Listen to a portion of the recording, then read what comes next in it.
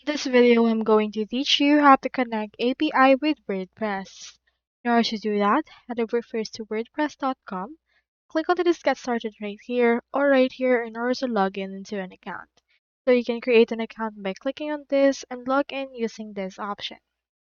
Once you're done with that, you should be able to log in into your WordPress, and here is actually my dashboard. Now into this part, you can actually use or connect an API by doing some things. Like for example, you can utilize the WordPress REST API. In order to do that, head over right here to your settings. Just head over to the actual left sidebar, head over to settings, and then from in there you can see some options right there.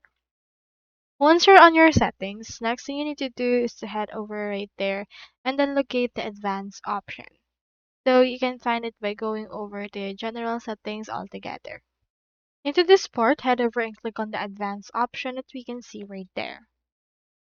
Once you have clicked on that, you can see in here this, you can see this REST API like this one. Head over and click on that in order to get it. Now from in there, you can head over and get an API key based on this. You can connect other APIs for this part as well. You can also go to Legacy API and also add some webhooks if you would want. You can enable it right here if you would want to. You can also head over to webhooks option in order to add specific webhooks for this.